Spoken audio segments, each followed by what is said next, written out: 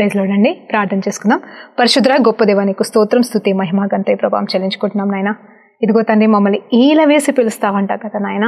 అవును ప్రభా, ఆ మాటల్ని ధ్యానించుచుండగా ప్రభా, నువ్వే మాతో మాట్లాడమని ప్రభా, ఏ రీతిగా మమ్మల్ని ఈల వేసి పిలుస్తున్నావో, ఏ రీతిగా మమ్మల్ని సమకూరుస్తున్నావో, ఏ రీతిగా మమ్మల్ని విమోచిస్తున్నావో, ఈ అంత్యకాలంలో మాకు ఇస్తున్న వాగ్దాన ప్రార్థనని ప్రభా, ఈ వాగ్దాన సన్నివేశాన్ని ప్రభా మాతో మాట్లాడమని వేడుకుంటున్నాం. రీఖరవ చంద్రబాసిక తూరి కలవ ప్రతి విధమైన ప్రభా ఆటంకాలను తీసివేయమని వేడుకుంటున్నాం. మా జీవితంలో ప్రభా నువ్వు ఉంటే మాకు చాలు ప్రభా నాయన. నిజమే తండ్రి, నీవు కావాలి ప్రభా నాయన. మమ్మల్ని ఆకర్షించండి ప్రభా. నువ్వు ఆకర్షించకుండా ఎవరు కూడా ఆకర్షించబడలేరు అని చెప్పిన నీ మాట ప్రకారంగా ప్రభా మమ్మల్ని ఆకర్షించి నీ మహిమతో మమ్మల్ని నింపమని యేసుక్రీస్తు నామములో ప్రార్థనతో వేడుకుంటూ పొందుకుంటున్నాం తండ్రి. ఆమేన్. ప్రైజ్ లార్డ్ అండి. దేవునికి మహిమ కలుగును గాక. మరి దేవాది దేవుడు ఈరోజు మనకిస్తున్న ఈ అంశం ఏంటి అంటే, ఈల వేసి పిలుచుచున్నాను అంటున్నాడు. ఎస్, ఆయన అంట ఈల వేసి పిలుస్తాడంట. ఈ మాట చాలాసార్లు మనం విన్నాం కదండి, వింటాము. మరి నిజంగా ఈల అనగానే విజిల్ అండి. మరి చాలామంది పిల్లలు ఎక్కువ ఆ విజిల్తో ఆడుతూ ఉంటారు. తర్వాత వాచ్మెన్స్ ఎక్కువ యూస్ చేస్తారు. గోరకాలు రాత్రిపూట మరి వాళ్ళు ఎక్కువ వాడుతూ ఉంటారు. సో ఇది అలాంటి ఈల కాదు, కానీ ఈ ఈల ఎలాంటిదంటే ఒక ప్రియురాలి కోసం ప్రియుడేస్తున్న ఈల అండి. మరి ఖచ్చితంగా అదేంటంటే ప్రేమతో పలికేదండి. మళ్ళీ అది కూడా మళ్ళీ రాంగ్ నెగిటివ్ ఉద్దేశంతో అల్లరితో చేసే ఈల గురించి కాదు, కానీ నిజమైన ప్రేమికుడు నిజమైన ప్రియురాలు కోసం మరి ఆయన వేసే ప్రియమైన ఈలలాగా మరి దేవుడు మనకి ఈల వేసి పిలుస్తున్నాడంట. ప్రేమతో పిలుస్తున్నాడు. ఆయన హత్తుకోబోతున్నాడు మనందరినీ. ఈరోజు ఈ ప్రవచనాత్మకమైన వాగ్దానాన్ని మనము స్వీకరించి దేవుడు మనల్ని ఏ రీతిగా విమోచించాలనుకుంటున్నాడు, ఎందుకు విమోచించాలనుకుంటున్నాడో కూడా మనం జ్ఞాపకం చేసుకుందాం. ప్రైజ్ లార్డ్ అండి. మరి ఈ వచనం ఎక్కడ ఉందంటే జకరియా గ్రంథము మరి 10వ అధ్యాయంలో మనం ధ్యానించినప్పుడు మరి క్లియర్గా రోషంగల దేవుడు మాట్లాడుతున్నాడండి. ఈ రోషంగల దేవుడు మరి కొన్ని ఆ సందర్భం అంటే కొన్ని వాగ్దానాలు ఇస్తూ మరి కొంతమంది గురించి మాట్లాడుతూ మరి కాపర్ల గురించి మాట్లాడుతూ గొర్రెల గురించి మాట్లాడుతూ చివరిగా 6వ వచనానికి వచ్చేసరికి మరి 10వ అధ్యాయము 6వ వచనం నుండి నేను ధ్యానిస్తున్నానండి. 6, 7, 8 మనం ధ్యానించుకుందాం.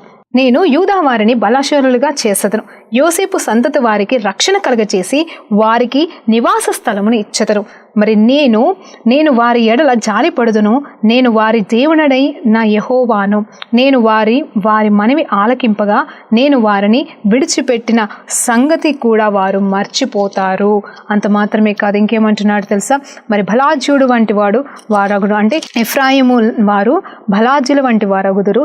ద్రాక్షారసము పానము చేయు వారు సంతోషించినట్టు వారు సంతోషించి ఆనందించెదరు. వారి బిడ్డలు దాన్ని చూసి ఆనందించెదరు.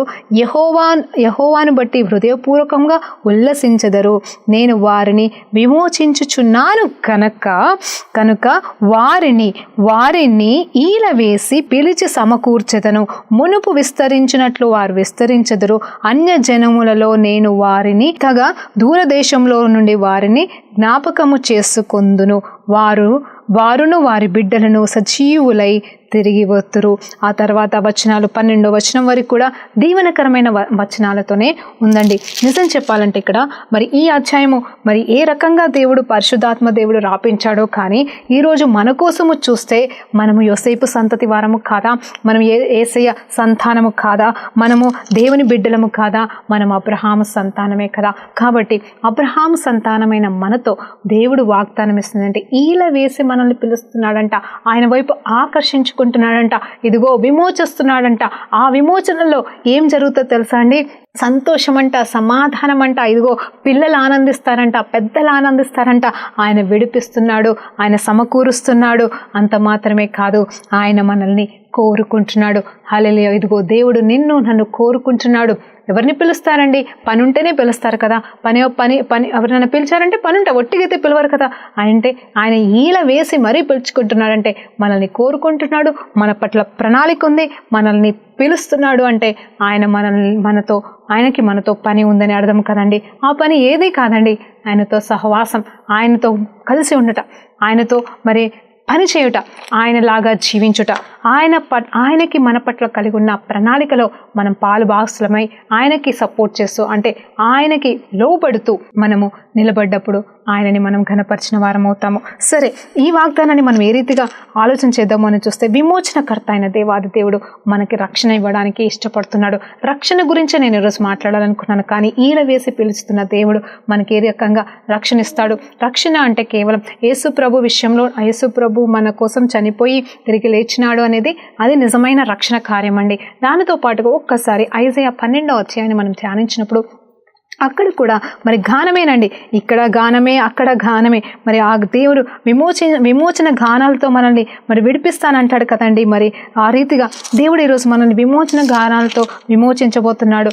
అంత మాత్రమే కాదు, మరి కీర్తనకారుడు 20వ అధ్యాయంలో చెప్పినట్టుగా ఆపత్ కాలంలోనే మనం మొరపెట్టినప్పుడు ఆయన మనకి దగ్గరగా ఉంటాడంట, సహాయం చేస్తాడంట, ఆయన మనతో మాట్లాడతాడంట, మన ప్రతి ప్రార్థనకి ఆయన జవాబిస్తానంటున్నాడు. అంత మాత్రమే కాదు, ఆయన మనల్ని విమోచించడానికి ఇష్టపడుతున్నాడు. చూడండి, ఇక్కడ 12వ అధ్యాయం ఏషియా 12వ అధ్యాయం చూసినప్పుడు, ఆ దినమున మీరు ఇలాగందరూ ఏమని, యెహోవా నీవు నా మీద కోపపడితివి, నీ కోపము చల్లారెను. చూడండి, ఫస్ట్ అయితే దేవుడు కోపపడాను. ఆ దినం అంట, ఒక దినము, అది ఏ దినం అనేది ముందు వచ్చినప్పుడు రాసి ఉంటుంది, కానీ అది ఆ కంటిన్యూషన్ చూసినప్పుడు మరి ఖచ్చితంగా అక్కడ ఏంటంటే దేవుడు అంటే ఇక్కడ విడిపించిన తర్వాత, విమోచించిన తర్వాత మరి అక్కడ జ్ఞాపకం చేస్తున్న అంశాలండి ఇవన్నీ, వారు ధ్యానిస్తున్న అంశాలు. నీ కోపము చల్లారెను, నిన్ను స్తుతించుచున్నాను, నీవు నన్ను ఆదరించి ఉన్నావు. ఇదిగో నా రక్షణ కారభూతుడమైన దేవుడు, నేను భయపడక ఆయనను నమ్ముకొని ఉన్నాను. యెహోవాయే నాకు బలము, ఆయనే నాకు కీర్తనాస్పదము, ఆయన నాకు రక్షణాధారమైన. కావున మీరు ఆనందపడి రక్షణాధారమైన బావులలో నుండి నీళ్లు మరి చేదుకొందరు. ఆ దినమున మీరు ఇలాగందరూ యెహోవాను స్తుతించుడి, ఆయన నామమును ప్రకటించుడి, జనములలో ఆయన క్రియలను ప్రచురము చేయుడి, ఆయన నామము ఘనమైనదని జ్ఞాపకమునకు తెచ్చుకొనుడి. యెహోవాను గూర్చి కీర్తన పాడుడి, ఆయన తన మహత్కార్యములు వెల్లడి పరిచెను, భూమి అంతటను ఇది తెలియబడును. సియోను నివాసి ఉత్సాహధ్వని బిగ్గరగా చేయుము, నీ మధ్యనున్న ఇజ్రాయేలు యొక్క పరిశుద్ధ దేవుడు ఘనుడై ఉన్నాడు. చూడండి ఎంత చక్కటి మాటలు ఇక్కడ, ఒక్కొక్క మాట ఆదరణ, ఆనందము, గానాలు. అవునండి, మరి జకరియా 10వ అధ్యాయంలో చూసినప్పుడు విమోచన, ఎలాంటి విమోచన కార్యం చేస్తున్నాడు ఆయన ఆనందంతో కూడిన విమోచన కార్యం చేస్తున్నాడు. ఏదో కష్టాల నుండి విడిపించేసేసి సరే కష్టం తీరిపోయింది అని చలో అని అనట్లేదు, కానీ ఆనందంతో సంతోషంతో గంతులేసే పరిస్థితి అంట. ఈ రక్షణకి మించిన ఆనందం ఇంకొకటి లేదండి. నిజమే, మొదటగా ఒక రక్షణ పొందుకున్న వాడివైతే మొదట నీ రక్షణ దినంలో ఎంత ఆనందించావండి, అలాంటి ఆనందం ఇప్పుడు నీకుందా? రక్షణ ఆనందము నా నుండి తొలగించకని దావీదు క్లియర్గా అంటున్నాడు, ప్రభా నీ రక్షణ ఆనందము నా నుండి తొలగించకు, నీ పరిశుద్ధ ఆత్మను నా నుండి తొలగించకని ప్రార్థన చేస్తున్నాడు. దేవా నీ రక్షణ ఆనందము నా నుండి తొలగింప చేయకు అంటున్నాడు. నిజంగా ఆ మొదటి దినమున నిజంగా నేను కూడా అండి అసలు అలాంటి ఆనందం ఇప్పుడు నాకు ఇంకా కలగలేదు చెప్పాలంటే. అంటే పొడుగొట్టుకున్నానేమో నాకు తెలియట్లేదు, కానీ ఆ మొదటి దినాల్లో ఆ ఆనందమే వేరు, ఆ సంతోషమే వేరు, ఆ హృదయ స్థితి వేరండి. మరి నిజం చెప్పాలంటే మరలా ఆ స్థితికి మనం వద్దామా? ఈరోజు దేవుడు కోరుకుంటున్నాడు, పిలుస్తున్నాడు, మరొక్కసారి ఈల వేసి పిలుస్తున్నాడు. ఇదిగో వీళ్ళంతా ఇజ్రాయెలీస్, తప్పిపోయిన వారు, పడిపోయిన వారు, దూరమైన వారు, తెలిసి తెలియక చేసుకున్న తప్పుల వల్ల వాళ్ళని మరి దేవుడే ఒక్కొక్కసారి శత్రువులకు అప్పచెప్పిన పరిస్థితి, మరి వాళ్ళు బంధింపబడిన వారు, మరి దేవుడైతే వాళ్ళని విడిచిపెట్టలేదు, మర్చిపోలేదు. సరికదా ఇగో చూడండి ఇక్కడ జకరియా 10వ అధ్యాయంలో 6వ వచనం 7వ వచనం చూసినప్పుడు అక్కడ ఏమంటున్నాడు తెలుసా? ఎంత సంతోషముతో ఆయన విమోచిస్తున్నాడంటే, ఎంత అద్భుతంగా విమోచిస్తున్నాడంటే వాళ్ళంట ఇక మీదట నేను వారిని మర్చిపోయిన సంగతి కూడా వాళ్ళు మర్చిపోతారంట. హల్లెలూయా. అంటే దేవుడు కొన్ని రోజులు విడిచిపెట్టిన సంగతి, నేను వాళ్ళని కొన్ని రోజులు విడిచిపెట్టాను కదా, ఆ సంగతి కూడా వారు మర్చిపోయేంత ఆనందంగా ఉంటారంట. మనం కూడా ఎవరైనా మన దగ్గరికి ఎవరైనా వస్తే, ఫ్రెండ్సే కావచ్చు, భార్యాభర్తలే కావచ్చు, ఏదైనా సందర్భాలలో గొడవలు పెట్టుకున్నప్పుడు మరి మళ్ళీ తర్వాత రీస్టోరేషన్ అంటే కలిసినప్పుడు ఏమవుతుంది అంటే కలిసినప్పుడు సంతోషమే. అది అంటే చిన్నగా వచ్చిన గొడవల్లో వచ్చిన చిన్న గ్యాప్ అయిపోవచ్చు, పెద్ద గ్యాప్ అయిపోవచ్చు, అది ఏదైనా సరే అక్కడ ఏం జరుగుతుంది అంటే రిస్టోరేషన్ అయినాక కలుస్తారు, బాగానే ఉంటుంది. కానీ పదే ఏం చేస్తారు తెలుసా అండి? నువ్వు అప్పుడు విడిచిపెట్టావు కదా, అప్పుడు అదన్నావు కదా అని మనం తవ్వుతూ ఉంటాం కదా. అంటే పాతది గుర్తు చేసి పొడిచినట్టుగా, అంటే పరిస్థితిని బట్టి కావాలనో ఎగతాళి చేస్తాం. ఆ మనుషుల మెంటాలిటీని బట్టి పొడుస్తూ ఉంటారు, అపహాస్యం చేస్తూ ఉంటారు, లేకపోతే దాన్ని సీరియస్ కూడా చేసి మళ్ళీ గొడవలు కూడా పెట్టుకుంటారండి. నేనేమంటున్నానంటే అలా కాకుండా అలా మర్చిపోయిన స్థితి, అంటే విడిచిపెట్టిన స్థితి, నేను వారిని విడిచిపెట్టిన స్థితిని కూడా వారు మర్చిపోయేంత ఆనందంగా వాళ్ళని నేను బయటకి తీసుకురాపోతున్నాను. అలా అంటే ఇక గతకాల సంఘటనలు ఏవి వాళ్ళకి గుర్తుండవు. ఆ బాధ, వేదన, దుఃఖము అవేవి కూడా అవి ఇంకా మీదట గుర్తుండవని వాగ్దానం చేస్తున్నాడు. ఆనంద తైలంతో నింపబోతున్నాడంట వాళ్ళని. ఆ తర్వాత చూస్తే ఇక్కడ ఈ ఏషియా 12 కూడా అదొక గానం అండి. అదొక గానముగా ఉంది, ఒక పాటగా ఉంది, ఒక సంకీర్తనగా ఉంది. అక్కడ కూడా ఇదిగో నా రక్షకుడు, విమోచకుడు, ఆయనే నాకు రక్షణాధారమైన, ఆయన నాకు మరి రక్షణ కారకుడయ్యాను. ఆ తర్వాత నేను ఆయనని స్తుతిస్తున్నాను. ఇదిగో ఆయనైతే మొట్టమొదటిగా నన్ను మర్చిపోయాడు, ఆయన కోపము మాత్రం ఇప్పుడు చల్లారిపోయింది, ఆయన కోపగించుకున్నాడు, నన్ను విడిచిపెట్టాడు, కరెక్టే, కానీ ఇప్పుడైతే నన్ను విమోచిస్తున్నాడు. ఆయన కోపం చల్లారింది కాబట్టి ఆయన నన్ను అత్తుకుంటున్నాడు, ఆయన నా వైపు తిరిగి ఉన్నాడు అని చెప్పేసి ఈయన చక్కగా పాడుతున్నాడు, పాట పాడుతున్నాడు. యెహోవాను స్తుతించుడి, ఆయన నామమును ప్రకటించుడి. ఇదిగో ఆయన నామాన్ని ఉత్సాహ గానముతో మనము మరి ప్రకటిద్దాము అని చెప్పేసి ఇక్కడ ఐజయా ప్రవక్త మాట్లాడుతున్నాడు. ఇక్కడ చూస్తే మరి జకరియా ప్రవక్త మాట్లాడుతున్నాడు. నిజంగా ఈరోజు మనతో కూడా దేవుడు మాట్లాడుతున్నాడు. హల్లెలూయా. ఒక్కసారి దానియేలు జీవితాన్ని గురించి ధ్యానిద్దామా? ఏ రీతిగా మరి ఇలాంటి దేవుళ్ళు మనం పొందుకోవాలంటే మరి మనకేం కావాలి తెలుసా అండి? సమకూర్పు కావాలి. దేవుడు మన వైపు తిరుగుతాడండి, ఆయన మన వైపు తిరిగే ఉంటాడు. ఇప్పుడు ఇవన్నీ పాత నిబంధనలు అండి. నేను ఇప్పుడు చదివిన అన్ని కూడా పాత నిబంధన కాలంలో వారికి ఉద్దేశించిన సంఘటనలు. ఇప్పుడు కొత్త నిబంధనలో మనం ఉన్నాం కదా, మరి కొత్త నిబంధనలో దేవుడు ఈల వేసి పిలుస్తున్నాడా, లేకపోతే ఏ రకంగా పిలుస్తున్నాడో చూస్తే మరి తెలియదు. కానీ ఇక్కడ ఒక వచనం ఉందండి, 12వ అధ్యాయంలో చూసినప్పుడు 3వ వచనం అండి. కావున మీరు ఆనందపడి రక్షణాధారములైన బావులలో నుండి నీళ్లు చేదుకొందురు. ఆ నీళ్ళు అంటేనే ఆ పరిశుద్ధాత్మ దేవునికి గుర్తు. ఇప్పుడు మన ఆనందం ఎక్కడుంది తెలుసా అండి? దేవుడు మనకి రక్షణ ఇచ్చాడు. ఆ రక్షణ దినము మనం సంతోషంతో గంతలేసాము. దేవుని పరిశుద్ధాత్మ మనలోకి వచ్చి ఆ దుఃఖభరిత ఆత్మని, పాపభరిత ఆత్మని తీసివేసి ఆయన ఆనంద తైలంతో మనల్ని నింపినప్పుడు తెలియని ఉత్సాహం, సంతోషం అనేది మనము అనుభవించాం, మనం నింపబట్టాం. ఆయన జీవజల నదులు అనేవి మనలోకి వెళ్ళి ఆరంభించబడ్డాయి, అవి ప్రవహిస్తూ ఉన్నాయి. ఆ బావిలోకి వెళ్ళి మనము నిత్యము తోడుకోవాలంట, అంటే అనుభవించాలంట. అది ఎలా జరుగుతుందో తెలుసా? దేవునితో గడిపినప్పుడు మాత్రమే. హల్లెలూయా. దేవునికి మహిమ కలుగును కాక. మొదట చెప్పినా కదా, మరి నిజమే, ఆయనైతే ఈల వేసి పిలుస్తున్నాడు, మనల్ని సమకూర్చాడు. పాత నిబంధన ప్రకారంగానే అలా సమకూరిస్తే కొత్త నిబంధన ప్రకారం ఆయన రక్తం కార్చి వెల చెల్లించి మనల్ని సమకూర్చుకున్నాడు. ఒకవేళ మనం తప్పు చేసి పడిపోయినా 1 యోహాను సువార్త 1:9 ఫార్ములా ఉందనే ఉంది. ఫార్ములా అంటే వాక్యం ఉండింది కదా. ఏమనంటే, ప్రభా తప్పు చేశాను, క్షమించు ప్రభా. నిజంగా చెప్తున్నానండి. లైక్ ఎలా అంటే, కొంతమంది చిన్న తప్పు చేస్తే కూడా అసలు వెంటనే పశ్చాత్తాపపడతారు. చాలా బాధేస్తుంది వాళ్ళకి, చాలా వేదన వస్తుంది. కొంతమంది అయితే ఎంత పెద్ద తప్పు చేసినా నేను ఎక్కడ తప్పు చేశానంటారు. నేను క్రైస్తవుల గురించే మాట్లాడుతున్నా, సేవకుల గురించే మాట్లాడుతున్నా. అదేంటో తెలీదు, వాళ్ళకి ఆత్మ రానే రాదు, ఒప్పింపు ఆత్మ రానే రాదనమాట. వాళ్ళు అబద్ధంలో ఉంటారా, లేకపోతే ఒప్పుకుంటే వాళ్ళ పరువు పోతుంది అనుకుంటారా, లేకపోతే దేవుని దగ్గర ఏమన్నా ఒప్పుకుంటారా మనకి తెలియదు. కానీ కొంతమంది విషయంలో ఆశ్చర్యం వేస్తుంది. ప్రభా వీళ్ళు ఎలా ఉంటారు, చిన్న తప్పు చేస్తేనే నిలబడలేకపోతున్నామే, చిన్న అబద్ధం మాట్లాడితేనే ఎంతో తప్పు చేసినట్టు అనిపిస్తుంది కదా ప్రభా నీ ఆత్మ అయితే నిజంగా అంతగా నన్ను మరి నిజంగా నడిపిస్తుంది, సరిచేస్తూ ఉంది కదా, అందరినీ కూడా నడిపించేది అదే ఆత్మ కదా ప్రభా. నాలో ఉన్న పరిశుద్ధాత్మ దేవుడే ఇంకొకరిలో కూడా అదే పరిశుద్ధాత్మ దేవుడు ఉంటాడు కదా. నాలో మరి నన్ను ప్రభావితం చేస్తే వాళ్ళని కూడా ప్రభావితం చేస్తాడంటే అవునండి చేస్తాడు. కానీ ఆ పర్మిషన్ అనేది మనము ఇవ్వలేకపోయినప్పుడు దేవుడు ఒప్పుకోడు. ఇప్పుడు ఫ్రీ విల్గా నిజంగా ఆ బావిలోకి వెళ్ళి మనం చేదుకోవాలంట. ఆ రక్షణ బావిలోకి వెళ్ళి మనం చేదుకోవాలి. రక్షణ వచ్చింది, రక్షణ బావి మనకి ఇచ్చాడు. పరిశుద్ధాత్మ దేవుడు అనే జీవపు ఊట మనలో ఉంది. అందులోకి వెళ్ళి మనం తోడుకోవాల్సిన వారంగా ఉన్నాం. తోడుకోకపోతే అది అడుగులు అలాగే ఉండిపోతుంది. అది మనకి జీవజల నదులుగా బయటకి రాదు. అప్పుడు మనం నిండా ఎలా ఉంటే నిండిపోయిన బావి ఉన్నా కానీ మనం చేదుకోకపోతే అది వ్యర్థమైనే కదండి, మనకి పనికి రాదు కదా. మరి ఆ రీతిగా మనకేం కావాలి అంటే నిజంగా మరి ఒప్పింపు కావాలి, తప్పులు ఒప్పుకొని విడిచిపెట్టుట కావాలి. సరే, ఈ నూతన నిబంధన ప్రకారంగా ఒక్క మాట చెప్పాలనుకుంటున్నాను. అంటే మరి పాత నిబంధనలో ఉన్న ధాన్యాల గురించి కొన్ని విషయాలు ధ్యానిస్తూ ఏ రీతిగా మనం సాగిలపడవచ్చు, రక్షణ ఎలా ఇస్తాడు దేవుడు, రక్షణ కార్యములు ఎలా చేస్తాడు అనేది కొంచెం సేపు మాట్లాడుకుందామండి.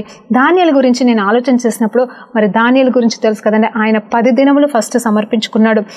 10 దినములు నేను ఏది ముట్టను, అపవిత్రమైనది ఏది కూడా నేను ముట్టనని చెప్పేసి తన్ను సమర్పించుకున్నాడు. హీ నెవర్ కాంప్రమైజ్డ్ అండి, కాంప్రమైజ్ కాలేదు పాపం విషయంలో. 10 దినములు చచ్చిపోయినా పర్లేదు, కానీ నేను మాత్రం ఆయన చంపేసినా పర్లేదు, తీసుకోలేదు. 10 దినములు పరీక్షలాగా తీసుకున్నాడు. అది కూడా తినననే అడిగాడు, అస్సలకే తినను అని అడిగాడు. కానీ ఆ వ్యక్తి దయ చూపించి మరి దేవుని వల్ల దయ పొందుకున్న వాడిగా 10 దినములు సమయం పొందుకున్నాడు. ఆ 10 దినములు మరి ఏ అపవిత్రమైనది ముట్టనప్పుడు, బలముతో మరి మంచిగానే కనిపించినప్పుడు, బయట వేరే వాళ్ళతో ఉన్న సత్తువ ఎక్కడ కూడా ఇతనిలో తగ్గలేదు కాబట్టి, మరి వీళ్ళే ఇంకా బలంగా కనిపించారు కాబట్టి, వీరితో పాటుగా షద్రక్ మెషక్ అబేద్నెగోలు కూడా మరి ఉన్నారు కాబట్టి వాళ్ళని బట్టి దేవుడు ఘనపరచబడ్డాడు. ఆ తర్వాత దానియేలు చేసిన త్యాగానికి దానియేలుకి మరి దేవుడు జ్ఞానాన్ని ఇచ్చాడు, వివేచనిచ్చాడు, కలల వరము, దర్శనాల వరం, నలుగురుల కంటే కూడా ఇతనికి అత్యధికమైన వరాలు ఇచ్చాడు. ఆ తర్వాత 3.5 సంవత్సరాలు వాళ్ళు నిజంగా బానిసలుగా వచ్చి ఉన్నవారండి.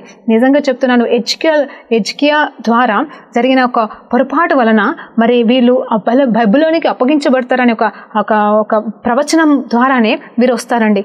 అక్కడ ఒక మాట ఉంటుంది, అక్కడ చెరపట్టబడతారు, నపంసకులుగా మార్చబడతారు. మరి ఏషియా గ్రంథం 39వ అధ్యాయంలో ఉంటుంది. ఆ నపంసకులుగా మార్చబడతారు అని అంటే మీరు ఎప్పుడైనా ఆలోచన చేశారండి? నేను ఆలోచన చేయలేదు ఇన్ని రోజులు బట్టి, కానీ నపంసకులుగా మార్చబడ్డారని తెలుసు. అంత మాత్రమే కాదు, వారి జీవితంలో ఎన్నో కోల్పోతారని తెలుసు. కానీ నాకు ఈ మధ్య కాలంలో తెలిసిన ఒక సత్యం మీతో చెప్పాలనుకుంటున్నాను. అందుకోసమే ఈరోజు నిజంగా రక్షణ గురించి మాటనే ఈల వేసి పిలుస్తున్నాడనే మాటనే క్లుప్తంగా ఈరోజు దానియేలు జీవితంలోకి వెళ్ళి మనం మాట్లాడుకుందాం. అక్కడ ఏంటంటే నపంసకులు అంటే అక్కడ మరి వారు మరి వివాహ జీవితానికి పనికి రాకుండా వాళ్ళని నపంసకులుగా మార్చుతారంటండి. మరి తెలుసు, బైబిల్ చెప్తుంది కొంతమంది పుట్టుకతోనే నపంసకులు ఉంటారు, కొంతమందిని నపంసకులుగా మార్చుతారంట. అయితే చెరపట్టబడిన వీరిని అక్కడ బబులోన్ రాజు కొంతమందిని ఎన్నుకొని, జ్ఞానవంతులను అందంగా ఉన్న వాళ్ళని కొంతమంది ఎన్నుకొని అక్కడ వాళ్ళకి 3.5 సంవత్సరాలు మరి ట్రైనింగ్ కాలంలో వీరిని సంసార జీవితానికి పనికి రాకుండా వాళ్ళని నపంసకులుగా మార్చేస్తారంట.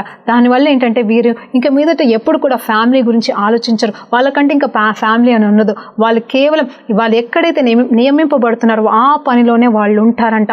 అవును, మరి మనకి తెలుసు ఈ నపంసకులు అనే వాళ్ళు రాజుల కాలంలో నుండి ఇప్పటివరకు కూడా ఉన్నారు. వేరే అరబ్ దేశంలో అయితే నపంసకులని పెట్టుకుంటారట జ్ఞానం కోసం. వాళ్ళని మరి చాలా మరి హెల్ప్ అంటే వాళ్ళ హెల్పర్స్గా వాడుకుంటారని నేను కూడా విన్నాను. సరే, అదంతా కాదు, ఇక్కడ చూసినప్పుడు ఈయనకి ఎంత అన్యాయం జరిగిందనేది ఆలోచన చేస్తే, సరే పోనీ దేవుడైతే దీవిస్తున్నాడు, దేవుడైతే సహాయం చేస్తున్నాడు. వీళ్ళు ఇక్కడ బానిసలుగానే వచ్చారు. ఒకటి బానిసలుగా వచ్చారు, రెండోది నపంసలుగా మార్చబడ్డారు. దీనికి ఏమన్నా న్యాయం చేయగలుగుతాడా? అసలు ఇక్కడ రెస్టోరేషన్ ఏమన్నా ఉంటుందా? అసలు దేవుడు ఏమన్నా చేయగలడా? పోనీ అక్కడేమన్నా ఆయన ఏమన్నా తృణీకరించబడ్డాడంటే దేవుడు అందరికంటే గొప్ప చేసి ఒక్కరు కాదు, ఇద్దరు కాదు, ముగ్గురు కాదండి, 4 రాజులు, బబులోను రాజుల క్రింద ఆయన అధికారిగా ఉన్నాడు. మరి గొప్ప స్థానంలో ఉన్నాడు. అయినను దేవుని సన్నిధి కోసం గోజాడుతున్నాడు ఇతను. నిజం చెప్పాలంటే అది కూడా గొప్పతనం కాదనిపించింది నాకు. కాకపోతే ఏంటంటే దానియేలు ముమ్మారు ప్రార్థన చేసేవాడు, యథార్థవంతుడు, ఇంత నమ్మకమైన వాడు. అందుకే దేవుడు దర్శనాల వరం ఇచ్చాడు, ఆవరం ఇచ్చాడు. అంత మాత్రమే కాదు, రెండో రాకడ గురించి గొప్ప దర్శనాలు చూసిన ఘనత, ధన్యత దానియేలుకి దొరికిందండి. మరి నిజంగా చెప్పాలంటే యోహాను గారు చూసిన దానికంటే కూడా ఎక్కువగా దానియేలు గారు చూసినట్టుగా మనకి తెలుసు.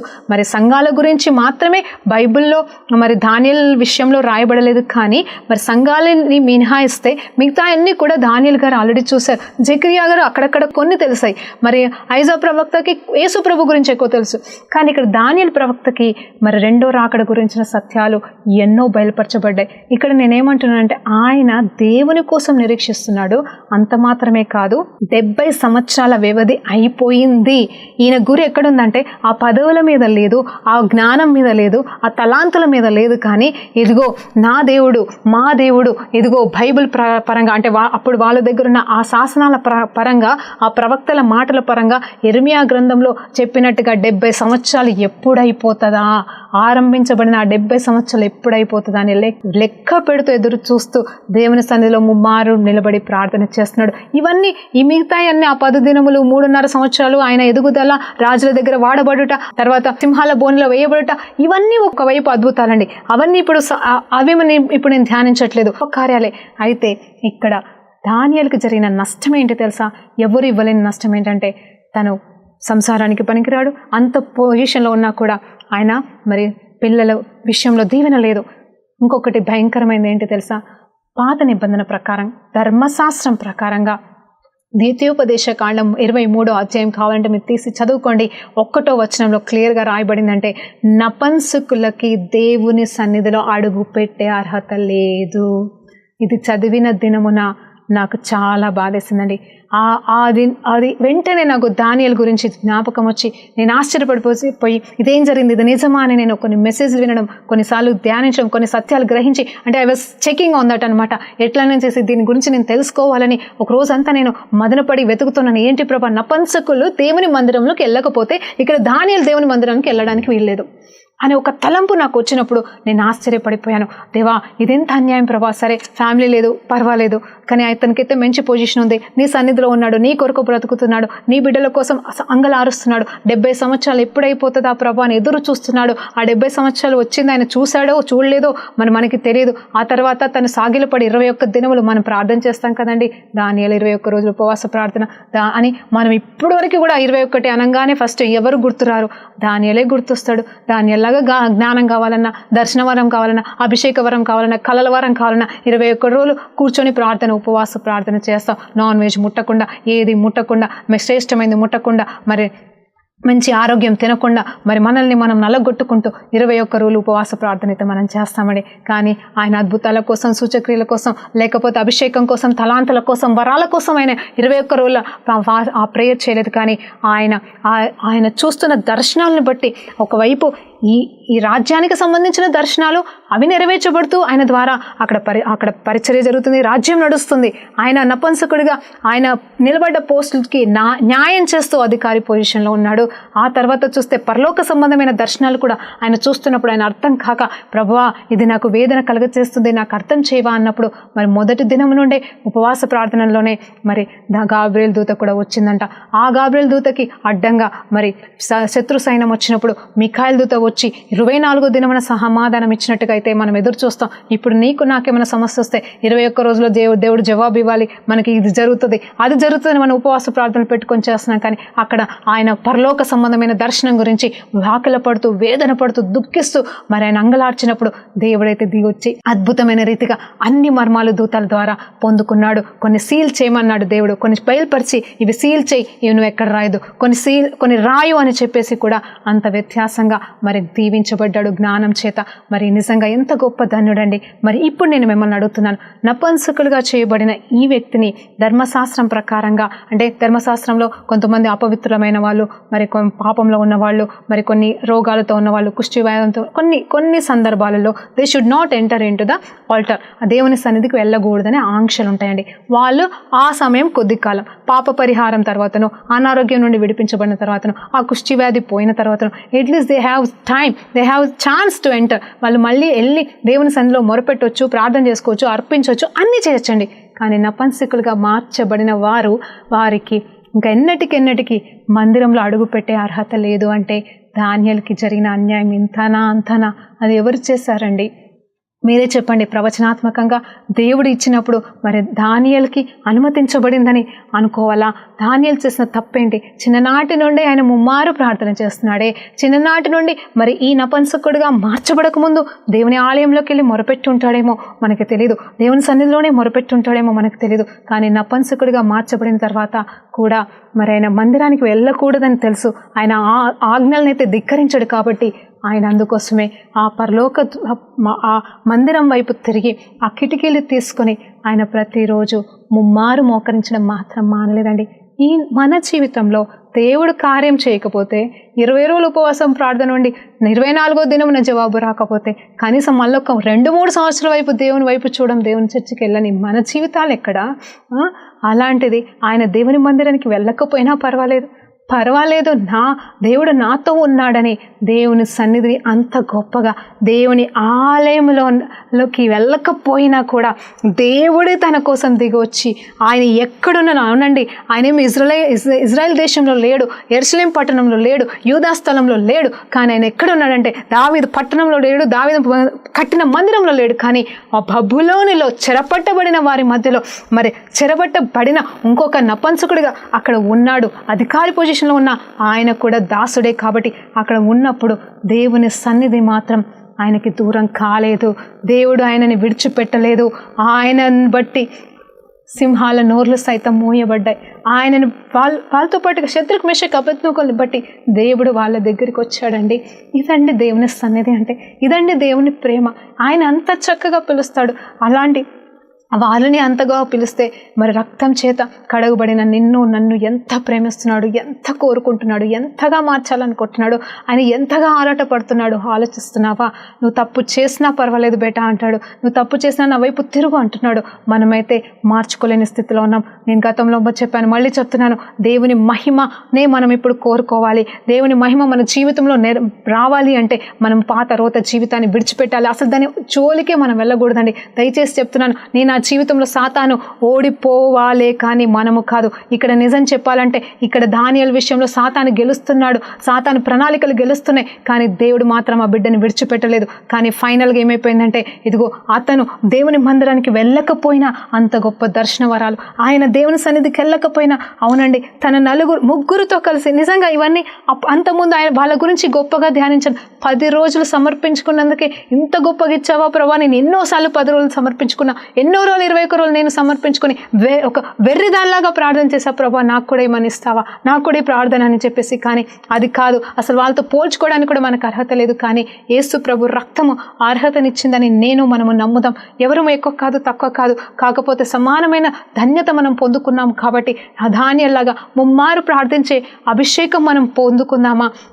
మనం దేవుని సన్నిధికి వెళ్తున్నాం, మందిరాలకు వెళ్తున్నాం, ఇదిగో సంవత్సరం నిజమండి సంవత్సరం నుండి మందిరాన్ని అడుగు పెట్టలేదు అని చెప్పేసి బాధపడుతున్నామే. ఆయన సంవత్సరంన్నర కాదండి, కొన్ని సంవత్సరాల పాటు ఆయన దేవుని మందిరానికి అడుగు పెట్టలేకపోయాడు. నీ నా రక్షణ నిమిత్తం, నీ నా విడుదల నిమిత్తం ఆయన చెరపట్టబడ్డాడు, ప్రణాళిక చొప్పున దేవుని నిమిత్తమే. కానీ దేవుని చేత మాత్రం విడవబడలేదండి.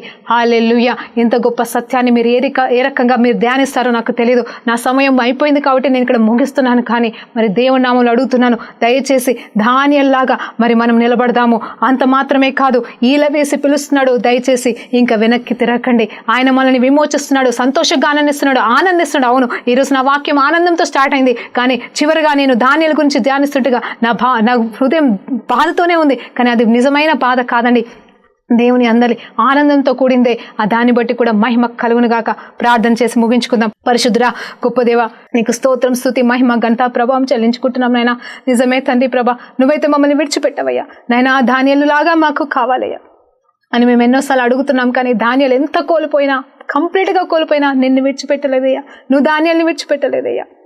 ఆ రీతిగానే ప్రభా మమ్మల్ని కూడా నువ్వు విడిచిపెట్టకుండా ఈల వేసి పిలుస్తున్నావు తండ్రి. ప్రభా నాయన, మేము నీ ఈలను విని నీ వైపు తిరుగుటకు సహాయం చేయమని యేసుక్రీస్తు నామంలో ఈ ప్రార్థనతో అడిగి వేడుకుంటూ పొందుకుంటున్నాం తండ్రి.